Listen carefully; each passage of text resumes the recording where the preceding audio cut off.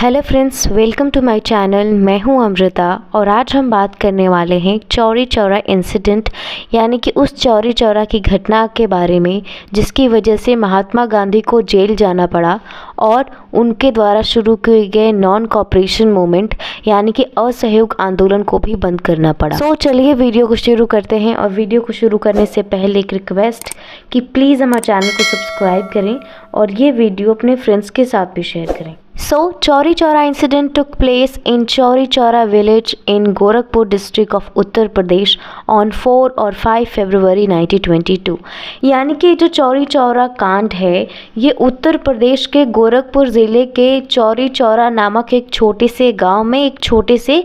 कस्बे में ये घटना घटी थी। साथ ही साथ जिस तारीख को जिस डेट को ये घटना घटी थी वो है 4 और 5 फरवरी 1922। फ्रेंड्स, मैंने यहाँ पे दो डेट्स यानी कि 2 तारीख इसलिए लिखे हुए हैं क्योंकि बहुत सारी वेबसाइट्स पे वीडियो पे 4 फरवरी दिया हुआ है, लेकिन हमारा जो मेन बुक है एनसीईआरटी का और जो स्पेक्ट्रम की हिस्ट्री की बुक आती है उसमें 5 फरवरी लिखा है। लेकिन जैसे जैसे हम वीडियो में आगे बढ़ते जाएंगे हमारा ये कन्फ्यूज़न भी क्लियर हो जाएगा कि ये जो इंसिडेंट है ये 4 फरवरी को हुआ था या फिर 5 फरवरी को। साथ ही साथ जब 1922 में ये चौरी चौरा का इंसिडेंट हुआ था उस वक्त भारत पर ब्रिटिशों का शासन था, ब्रिटिश हम पे राज कर रहे थे और उस वक्त उत्तर प्रदेश और उसके आसपास के जो इलाके हैं उससे United province of British India यानी कि ब्रिटिश भारत का संयुक्त प्रांत कहा जाता है। और जहां पर ये चौरी चौरा की घटना घटी थी आज वो उत्तर प्रदेश में आता है। Chauri Chaura incident complete 100 years on 4 फरवरी 2022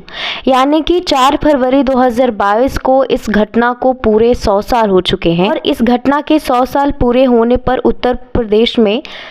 चौरी चौरा शताब्दी महोत्सव का आयोजन किया गया जो 4 फरवरी 2021 से लेके 4 फरवरी 2022 तक चलने वाला है। साथ ही साथ जब इस शताब्दी समारोह का शुरुआत की गई तो 4 फरवरी 2021 को देश के प्रधानमंत्री नरेंद्र मोदी ने इस घटना को याद करते हुए एक डाक टिकट भी जारी किया था जिसका इमेज मैंने यहाँ पर लगाया हुआ है। साथ ही साथ जब हम आज 2023 में इस घटना को पढ़ रहे हैं तो इस पूरे चौरी चौरा के इंसिडेंट को पूरे 101 साल हो चुके हैं। Friends, now will discuss what happened in Chauri Chaura, यानी कि आखिर उस दिन चौरी चौरा में हुआ क्या था। So on 2 February participants of the non-cooperation movement were protesting against the sales of the liquor and high food prices। यानी कि 2 फरवरी 1922 को जो असहयोग आंदोलन यानी कि नॉन कॉपरेशन मूवमेंट से जुड़े हुए जो कार्यकर्ता थे वो शहर में शराब की बिक्री यानी कि शराब के बेचे जाने और जो खाने पीने की जो चीज़ें थी उनके बढ़े हुए दाम के कारण सरकार का विरोध कर रहे थे, सरकार के खिलाफ नारेबाजी कर रहे थे। और एक इम्पॉर्टेंट बात, ये जो नॉन कॉपरेशन मूवमेंट है इसे गांधी जी ने शुरू किया था साल 1920 में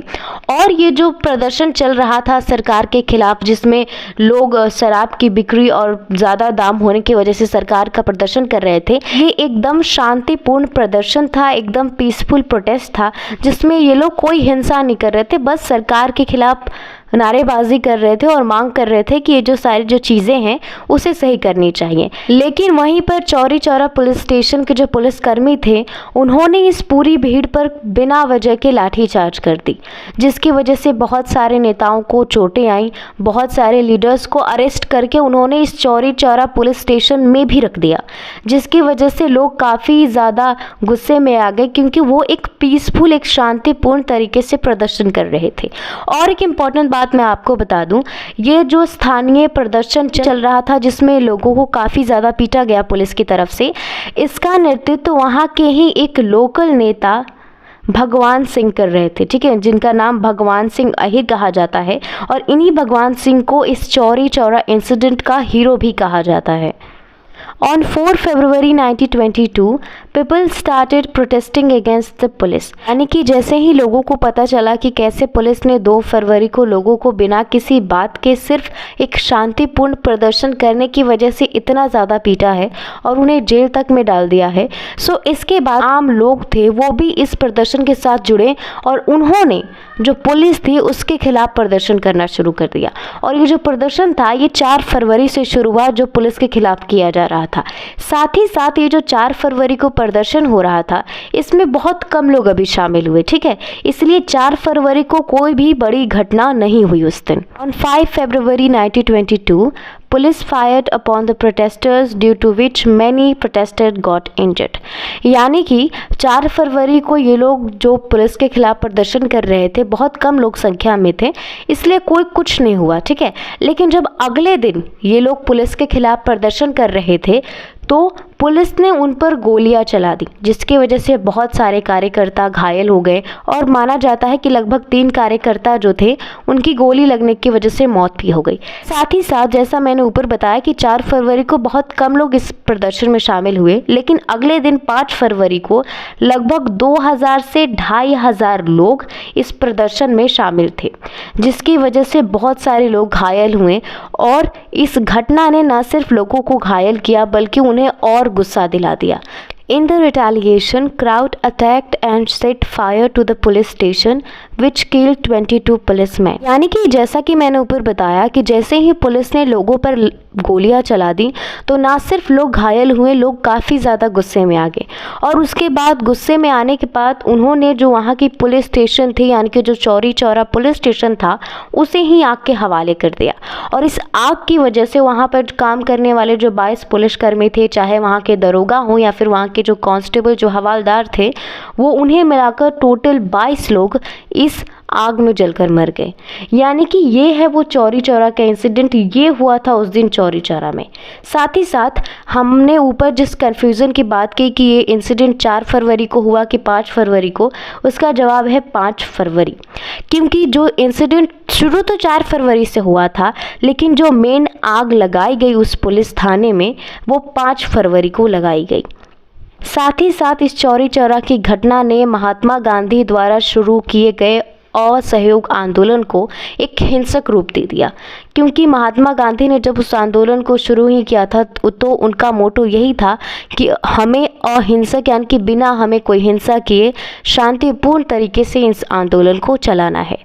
friends, now will talk about the aftermath of the Chauri Chaura incident, यानी कि इतनी बड़ी घटना के बाद क्या हुआ उसके बारे में बात करेंगे। So on 12 February as result of this incident Mahatma Gandhi called off the non cooperation movement on national level, यानी कि 12 फरवरी 1922 को इस चौरी चौरा की घटना की वजह से महात्मा गांधी ने इस असहयोग आंदोलन को राष्ट्रीय स्तर पर वापस ले लिया।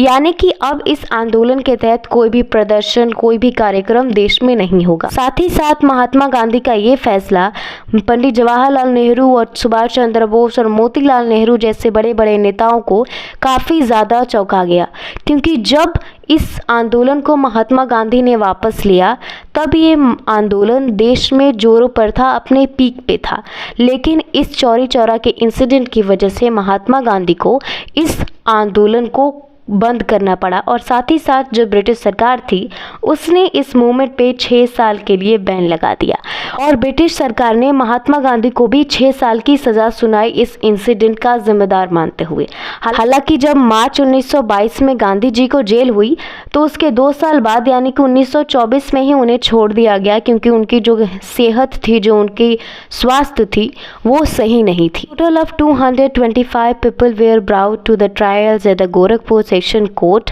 On charges of rioting and arson in Chauri Chaura incident. यानी कि अब तक हमने ये बात की कि गांधी जी ने क्या किया, उन पे क्या एक्शन लिया गया, लेकिन अब हम बात करते हैं कि ब्रिटिश सरकार ने जो लोग इस हिंसा में शामिल थे उनके साथ क्या किया। सो ब्रिटिश सरकार ने कड़ा कार्रवाई करते हुए लगभग 225 लोगों पर इस चौरी चौरा की घटना में आगजनी और दंगे के आरोप में उन पर गोरखपुर सत्र न्यायालय में उन पर मुकदमा चलाया गया और ये मुकदमा 8 महीने का लंबा मुकदमा था, जिसमें 225 लोगों में से 6 लोगों की मौत पुलिस कस्टडी में हो गई, क्योंकि मुकदमे के दौरान ये लोग पुलिस के हिरासत में थे। साथ ही साथ 8 महीने के लंबे मुकदमे के बाद जो गोरखपुर सत्र न्यायालय था उसने 172 लोगों को फांसी की सजा सुनाई। उसका मानना था कि ये 172 लोग जिम्मेदार हैं इस घटना के लिए।